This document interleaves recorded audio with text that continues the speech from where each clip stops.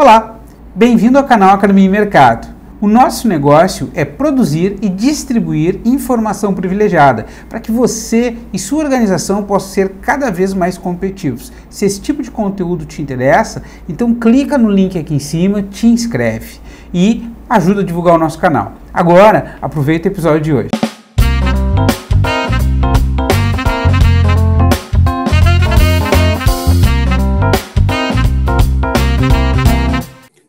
Olá, bem-vindo ao canal Academia e Mercado. Hoje, em nosso episódio de Quero Saber, temos a grande honra de receber aqui o Leonardo Lemes. Já uma figura que há horas nós estávamos querendo bater um papo com o Leonardo Lemes, trazer um pouquinho desse conhecimento tão vasto que ele tem. O Leonardo, ele é professor da Unicino, dos cursos de graduação e pós-graduação em segurança da informação. E ele também é sócio-diretor da Service IT, uma empresa tradicional especializada em infraestrutura e segurança cibernética. Tudo bem, Jean? Prazer falar contigo. Obrigado pela referência e pela lembrança do meu nome aí para participar. Eu estava ansioso já. Hoje a gente vai bater um papo com o Leonardo aqui sobre privacidade digital, né? As reflexões sobre privacidade, principalmente nessa era de informação e de conhecimento. Esse tema, ele é um tema muito vasto, né?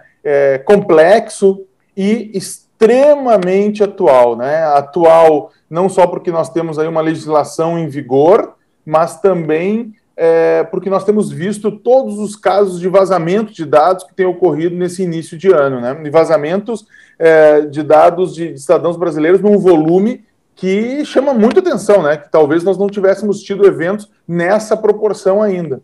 Perfeito. Sabe que desde que nós começamos o canal, a gente tem discutido vários assuntos, né? O canal é bem recente, né? Como menos não acompanha, mas a gente tem discutido vários assuntos e em todos eles a gente sempre acaba tendo uma abordagem sobre privacidade de dados, lei geral de proteção de dados, enfim, tamanha a importância, né, do tema para o momento que nós vivemos, né? Mas eu já começo então te perguntando assim, qual a importância, de fato, na tua visão, de dados pessoais nessa era de informação e de conhecimento, Leonardo? Jean, assim, certamente tu e as pessoas que vão assistir esse vídeo já ouviram alguma referência àquela famosa capa do The Economist de maio de 2017, que falava, né, que trazia a imagem de plataformas de petróleo com as marcas, né, das grandes empresas de tecnologia da informação, né? Então tinha lá a Google, tinha a Microsoft, Facebook, e o título era mais ou menos assim, né? Algo que tem mais valor, ou um recurso mais valioso que o petróleo, ou seja, os dados que essas empresas consomem, né, que essas empresas processam. A matéria, na época, ela chamava atenção para, entre outras coisas, né, a formação de um possível monopólio ali entre aquele grupo de empresas, etc., mas chamava atenção para a importância dos governos atuarem de forma vigilante nessa relação entre o usuário e essas grandes empresas. Em que sentido? Dar transparência para esse tratamento de dado pessoal. Então, se a gente lembrar, 2017, a discussão da GDPR já era uma discussão muito presente na Europa, até porque as legislações sobre privacidade na Europa, elas são anteriores à GDPR, né? Nós temos países como a Espanha que já tinham as suas próprias legislações, etc. Então esse tema era um tema já muito quente, já muito abordado, né? E aqui no Brasil, talvez nesse período nós ainda estivéssemos projetando, sonhando, imaginando com a Lei Geral de Proteção de Dados Pessoais. Perfeito, perfeito. E foi muito importante essa chegada da Lei Geral de Proteção de Dados aqui para o Brasil, né? Assim, a legislação, ela por si só, não me parece que ela vá garantir o nosso direito à privacidade, né? Mas sem essa legislação, aí nós ficamos realmente descobertos, né? Então, quando a gente fala qual é a importância real de privacidade de dados, essa discussão sobre se o dado é o petróleo, né? Eu me recordo de uma frase que eu acho que é de autoria do professor Silvio Meira, que ele diz mais ou menos assim, né? os dados não são o novo petróleo, fazendo referência a essa capa do The Economist, né? Perfeito. Mas sim o novo urânio. Por quê? Porque mesmo depois de usado, esses dados eles ainda guardam energia e são capazes de produzir malefícios ou estragos, é a expressão que o professor Silvio Meira menciona. E de fato é isso, né, Jean? De fato é isso que acontece, porque toda vez que ocorre um vazamento de dados, eu lembro as empresas, quando nós temos a oportunidade de atuar na resposta ao incidente, eu lembro. Um vazamento de dados, as consequências deste incidente, eles serão sentidos talvez por anos a fio, pelos anos subsequentes. Porque depois que esses dados foram vazados, foram parar na Dark Web, ou foram, né, a gente não sabe para onde, depois que eles foram extraídos de dentro da organização, tu não sabe que uso que vai ser dado para esse dado, tu não sabe para quem esses dados vão ser vendidos. Então, os estragos são de longo prazo. Depois que ocorre um vazamento de dados, realmente as consequências, a gente não consegue estimar elas com precisão. Exato. É muito boa essa analogia, muito boa mesmo. Né? E essa capa do Economist, ela marcou mesmo época, né? Ela marcou mesmo, né? Ela marca, né? Assim, não só por essa imagem muito forte que a gente citou aqui, mas pela mensagem. Olha, nós estamos abrindo, na época, né? Nós estamos vivendo o início de uma era em que é uma economia baseada em dados.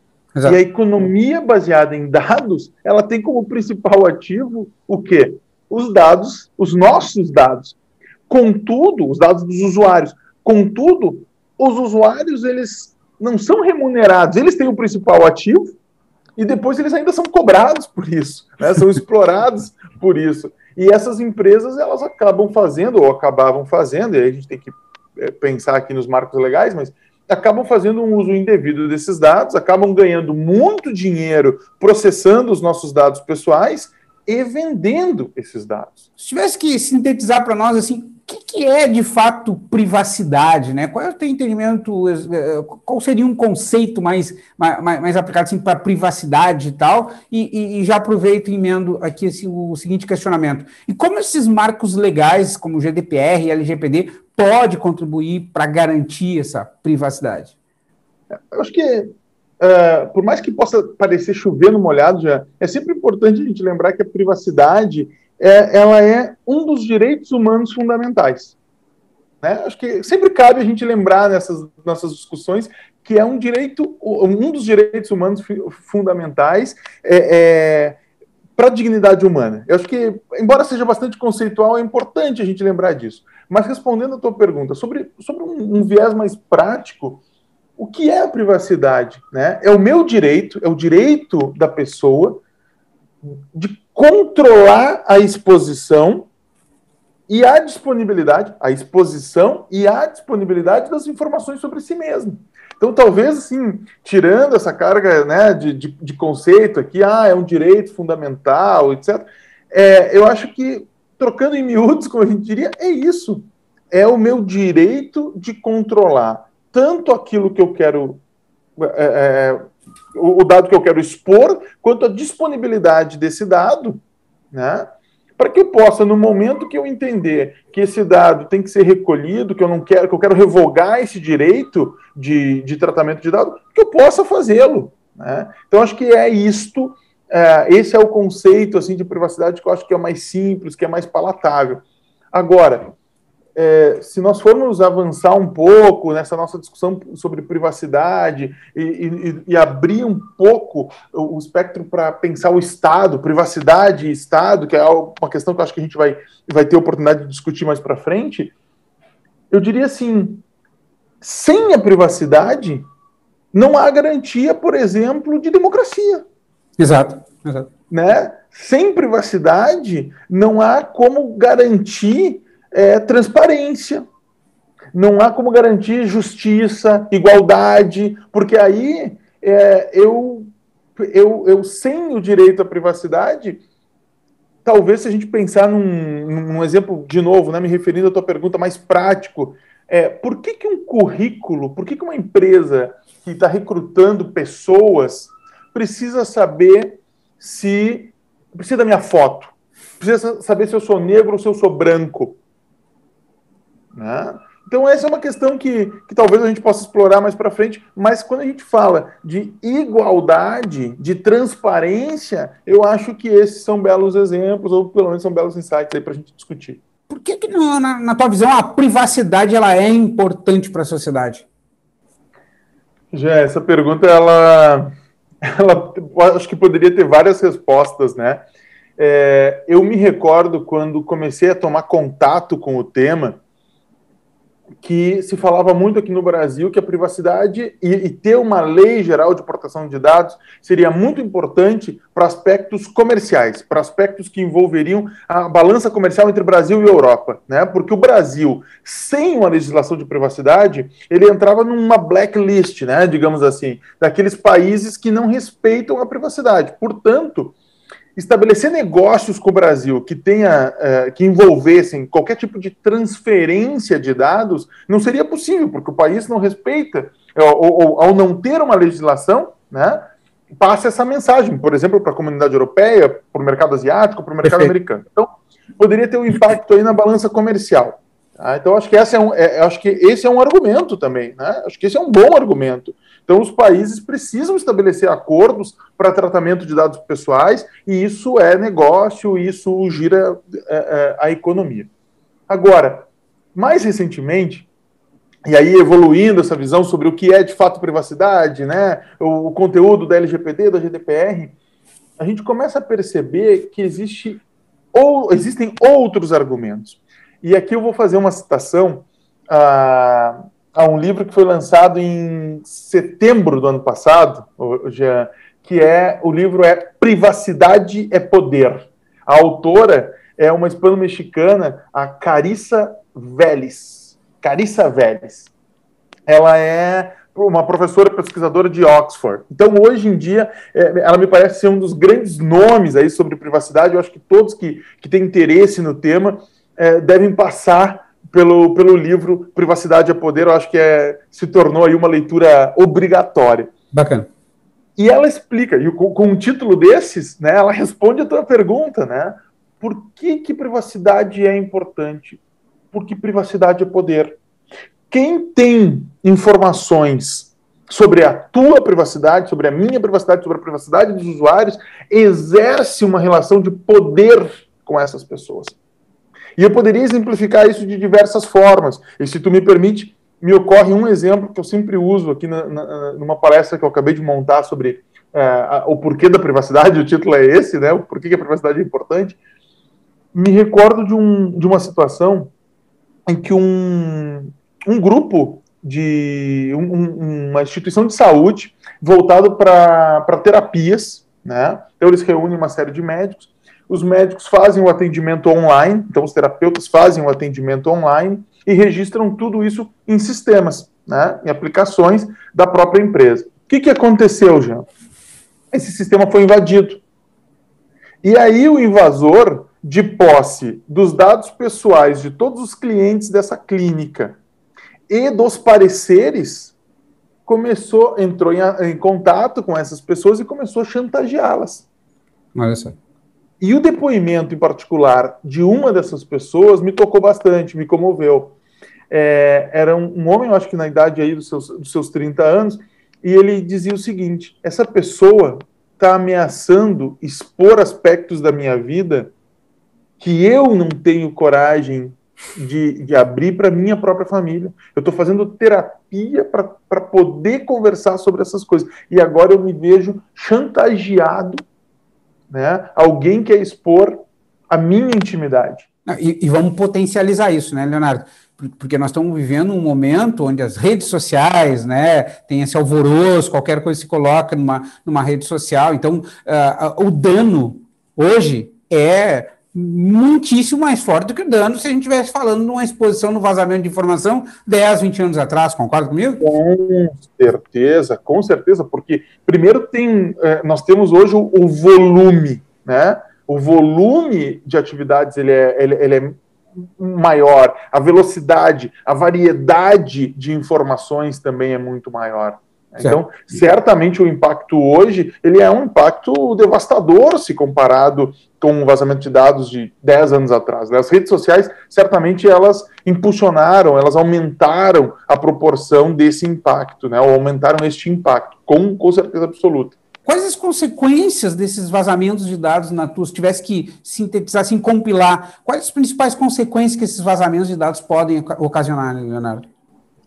Jean, nós estamos falando aqui de dados pessoais, né? Então eu vou focar no vazamento dos dados pessoais, embora as empresas possam sofrer outros tipos de vazamentos com uma série de outras consequências. Perfeito. Mas o vazamento de dados pessoais, se nós tivermos um olhar assim de legal, né, para aquilo que está escrito na legislação, logo nós vamos pensar em multa. Logo nós vamos pensar nas multas que são passíveis de serem aplicadas em função dos vazamentos de dados. Mas eu sempre menciono que, na minha opinião, o maior impacto de um vazamento de dados no contexto da LGPD não é a multa, mas a impossibilidade da empresa de usar os seus bancos de dados. Isso está previsto na Lei Geral de Proteção de Dados e passa desapercebido na grande maioria das vezes, pelo menos que eu tenho tido a oportunidade de presenciar em cursos, workshops ou palestras, né? Então, isso é muito importante. Essa é uma sanção que está prevista na Lei Geral de Proteção de Dados Pessoais, né, na nossa LGPD. A impossibilidade de utilizar o banco de dados da empresa. Então, em determinada situação, a Autoridade Nacional de Proteção de Dados, para além da multa, pode impor essa indisponibilidade do banco. Então, quando uma empresa não pode mais usar os seus bancos de dados, as suas informações, e se nós estamos falando que nós vivemos na era do conhecimento e da informação, ela não tem o seu principal ativo para atuar. Então, acho que essa é uma consequência importante de ser mencionada, para além da multa. Existe uma consequência ou uma dimensão do impacto que sempre precisa ser considerado, que é a reputação. Honestamente, eu acho que o cidadão brasileiro, ele ainda não está muito apegado a isso. Ele não sabe se foi a operadora A, B ou C que foi responsável pelo vazamento de dados. Ele não deixa de adquirir. Na minha opinião, nós ainda não estamos nesse estágio. Nós ainda não temos uma cultura de privacidade, uma consciência sobre privacidade no Brasil que faça com que um consumidor deixe de consumir o produto porque determinada empresa foi negligente e vazou os dados de milhões ou de centenas de pessoas. Mas isso me parece que é um caminho. Isso é uma trajetória. Nós vamos evoluir para isso. E aí, esse impacto na imagem, o dano à imagem das organizações, com certeza será um impacto que vai ser considerado. E para não me estender muito na resposta, mas como profissional de segurança da informação, eu preciso fazer de novo referência ao professor Silvio Meira, quando ele diz, né, que o dado é urânio, né, que ele é radioativo, que mesmo depois de usado, mesmo depois do vazamento, ele ainda tem uma força, ele ainda tem uma energia de gerar muito estrago. Depois que os dados vazaram, as empresas podem fazer o que elas bem entenderem, investigações, subir os muros, rever sua arquitetura de segurança, tudo isso vai ser muito importante, mas os dados já foram. E Exato. Controlar esses dados, depois que ele for para uma dark web, depois que eles forem vendidos, não se consegue fazer isso. Não se faz isso de maneira eficiente e eficaz. Então, os teus dados estão aí. Eu alerto isso muito nesse momento, né, que nós tivemos aí vazamento de mais de 220 milhões de registros, né, de cidadãos brasileiros. Nós estamos à mercê, à sorte de todo e qualquer tipo de fraude. Porque esses dados agora, eles estão na mão de criminosos, de fraudadores, que tem o teu endereço, que tem o teu CPF, que tem o teu nome completo, que tem o endereço onde tu mora, que tem uma série de outras informações, inclusive tem uma propaganda na TV agora circulando sobre isso, né? E essas pessoas têm todas as informações que elas precisam para abrir uma conta, talvez, no teu nome, ou para comprar um celular no teu nome, ou para aplicar uma série de outros golpes. Então, hoje, eu entendo que a Autoridade Nacional de Proteção de Dados Pessoais precisa agir muito rapidamente e tem aqui, nesses incidentes, uma oportunidade de mostrar o que vier, ao que vem. Né? Mas os impactos, ainda assim, eu entendo que eles são de longo prazo. Perfeito, perfeito. E tu vê, com um dado na mão, o poder, né, que um criminoso tem, né? Agora, umas 2 semanas atrás, nós disponibilizamos no nosso programa Fique Ligado uma rápida abordagem sobre o registrato, né? Ou seja, para poder consultar se existe alguma conta criada no teu nome, enfim. E teve algumas pessoas da minha rede de relacionamento mais próximas que me procuraram e depois disseram assim, já eu vi aquele vídeo, eu fui consultar e eu identifiquei coisas que eu não tinha a menor ideia que estavam criadas e não fui eu que criei, né? Então, possivelmente fruto de algum vazamento de informação, né? O próprio cuidado que nós tínhamos no passado, né, Leonardo, a maneira como as pessoas cuidavam das suas documentações, guardando numa pasta, protegendo, sei lá, guardando um cofre.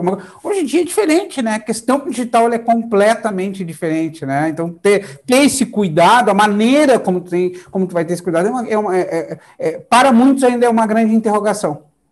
Jean, eu acho que é sim, mas também na minha opinião, uma questão de educação. Né? Uma questão de educação em que sentido? Antes de compartilhar uma informação, eu ter a capacidade de avaliar se eu preciso compartilhar aquela avaliação. Uma boa reflexão.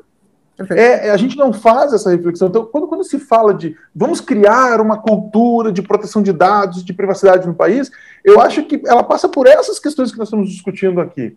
Bom, quando nós, né, como usuários, nós tivermos essa capacidade de parar e refletir antes de consumir um serviço, será que eu preciso realmente desse serviço? Será que eu preciso dar todas essas informações? Eu costumo dizer nessa palestra que eu comentei contigo aqui, que eu faço uma afirmação forte. O brasileiro, ele não se preocupa com a privacidade em geral. Exato. Em geral, de maneira geral, ele não se preocupa. Então, até acho que a Lei Geral de Proteção de Dados também vai gerar esse benefício, né? De gerar essa consciência. Por isso que eu falo de educação. Eu acho que nós deveríamos levar essas temáticas, claro que com uma outra roupagem, para a escola, para as crianças lá de 5ª, 6ª, 7ª série. Se nós, de fato, queremos criar uma cultura de privacidade, uma nova geração. Mas não sei se tu lembra já do Face App. Era aquele app que tirava uma foto tua e te mostrava como seria essa pessoa envelhecida. Sim. Né? Então, em nome desse entretenimento, o brasileiro ele foi lá e eu cito o brasileiro porque foi um dos países que mais baixou o tal do aplicativo, né? Ele entrega os seus dados pessoais de mão beijada e sem raciocinar, né? Por que um aplicativo que captura a minha imagem, ele precisa do meu e-mail, ele precisa da minha geolocalização, tinham outros dados lá que ele coletava, vou me apegar só esses 2. Por quê? A gente não tem o hábito de se questionar por isso. Então, em nome de um entretenimento talvez questionável, talvez um entretenimento barato, sim, nós cedemos os nossos dados pessoais, nem sequer sabemos para quem e para qual finalidade. Na época, inclusive na época, eu acho que dei uma entrevista sobre esse tema, eu peguei a política de privacidade do aplicativo, e o que chamava a atenção? Chamava a atenção que a política de privacidade estava lá escrito, que ela não garantia a segurança dos dados dos usuários. Tá, mas aí eu pergunto, quem lê? Né? Se temos, eu entrevistei, foi o professor Schaefer, e ele disse assim, não, eu li todo o botão eu concordo. É isso, as pessoas não leem, né? Pô, next, next, next, finish, né? É mais ou menos isso, né? Exato, é isso. Então essa coisa de a gente ter a consciência de, bom, não é de graça esse aplicativo aqui, eu estou entregando alguma coisa, né? Quando é de graça, né? Sou eu o produto, então eu preciso fazer essa reflexão. E nesse workshop de privacidade que eu comentei contigo, eu questiono as pessoas, né? Convido as pessoas à seguinte reflexão: o que a empresa responsável por esse aplicativo, ela estaria ganhando com essa coleta de dados massiva ao redor do mundo?